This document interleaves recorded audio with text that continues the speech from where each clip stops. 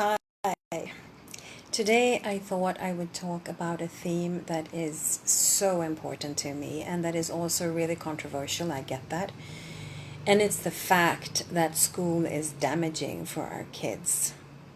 It's really hard for me to talk about it in that sense, that I understand that parents and teachers and directors and headmasters, we don't want to harm the children. That's not why we have them. That's not why we send them to school. I totally get that. But I also get that the system is harmful and the system is damaging towards kids. And there's so many things that are damaging, but what I feel like sharing in this video is what I have been able to observe with my own eyes.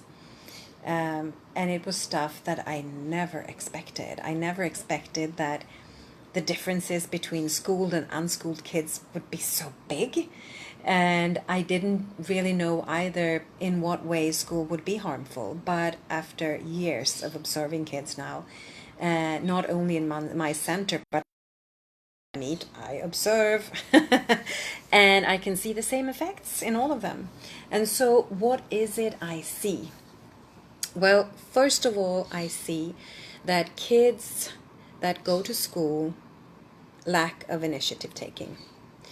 I think it's due to the fact that they aren't in charge of their own time. They're not in charge of what they would like to choose. They're not in charge of the activities. There's always an adult who is directing the activities, and the activities have been predefined by a national curriculum.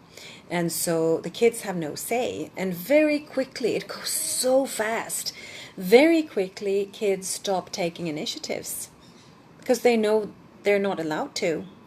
And so it a muscle that they don't use. And so has that ever happened to you, that for some reason you couldn't use a muscle and it takes a month and you'll see a huge change in that muscle? And it's exactly the same thing when it comes to the initiative taking. I also see that kids that go to school have very little creativity. They don't know how to solve problems. They don't know how to solve conflicts.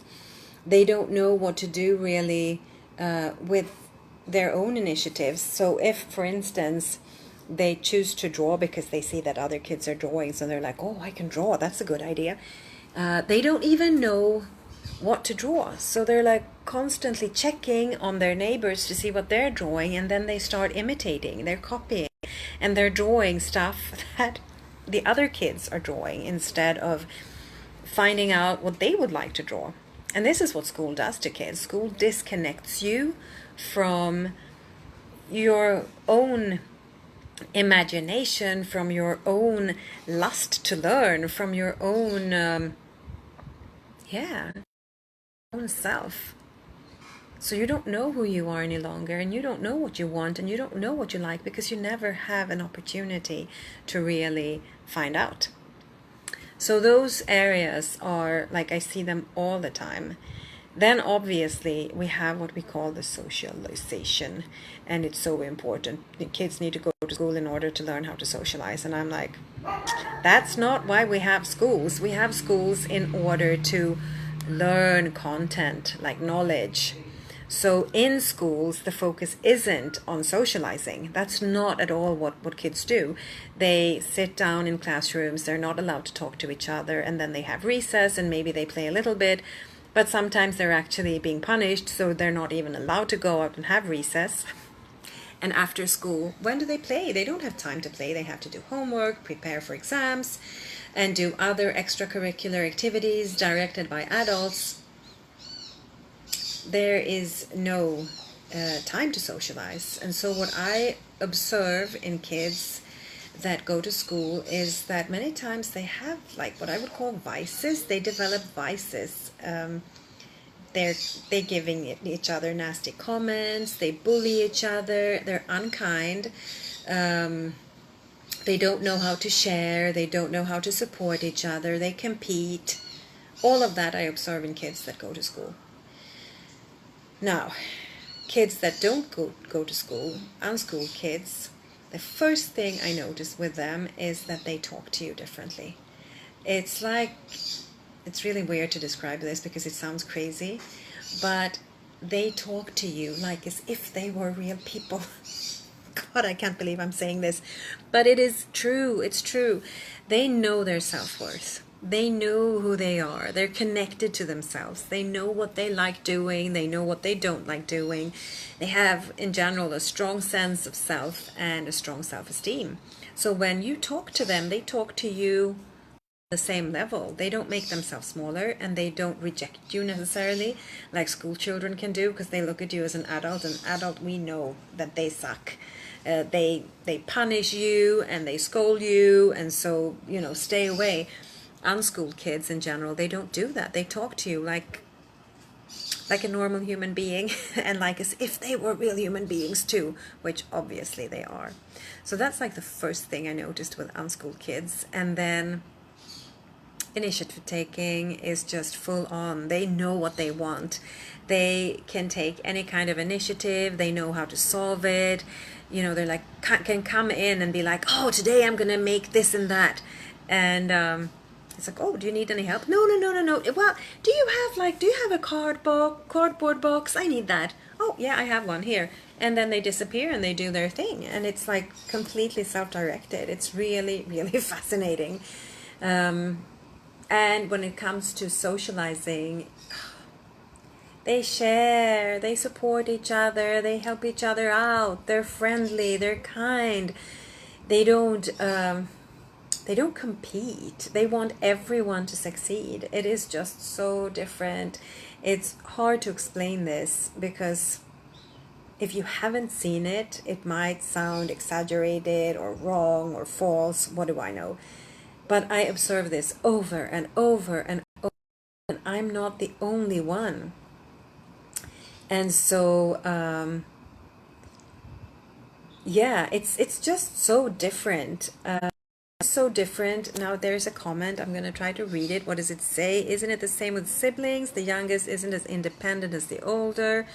Yeah, they copy siblings. Of course they do. Of course they do. But it's super different, you know, Happy. It's really different in the sense that they copy them because they see something that they really want and it's too hard for them and they don't really know how to get there on their own, and they might not have gotten the inspiration. So when it comes to siblings, I see a lot of inspiration between them. The bigger one can inspire the little ones, but also the little ones will inspire the older ones to be maybe more compassionate or more empathetic. But when it comes to school children, it is so different. It is, how do I say this? It's, of course, you can get inspired too, but there's this lack of, there's a lack of that I don't see in siblings, for instance. There's a lack of knowing what you want, a lack of feeling inspired, a lack of feeling that you are actually able to do this. They're not as resilient, not as yeah, like when things go wrong, they would give up really easily, or they would have a harder time self-regulating their emotions. I find them to get more frustrated and then taking out their anger on their peers. They blame others a lot more. It's like, that wasn't my fault, it was hers. There's like a lot of weird stuff going on, and I think it's really due to the school system. If you do something wrong, you are being punished for it. You will get, you know, less points on a test, or maybe a lower grade. So it is really different. It's a punitive attitude that comes from the school system, and I can see that in these kids. I can see that they're afraid of making mistakes. They're afraid of trying, because if they try, they might fuck up, and that's bad. And so that is also kind of stopping that initiative taking. They're just afraid of taking initiative, because what if it goes wrong? And I think that this is something that we can really look at in ourselves, because we too were super schooled. as adults. We are so schooled. And I'm saying I've been unschooling, well, my son for a long time, but I've been deschooling for years and years and years, and I still have these patterns. And so if you see, for instance, that in yourself you don't feel completely satisfied, if you don't fulfill an objective, or if you don't produce a result, that's schooling. If you feel, for instance, that you have a life situation that you would like to change, but you imagine that it's not going to work out, and so you prefer not making that change, that is the schooling that has damaged us. Talk to, they're all like a bit incredulous. They're like, no, no, no, no, no, but I went to school and I'm fine. And I'm like, how do you know? Because fact is, we don't know what we would have been like if we hadn't gone to school. We don't know. We have no idea. But I can see in adults the same patterns that I see in school kids.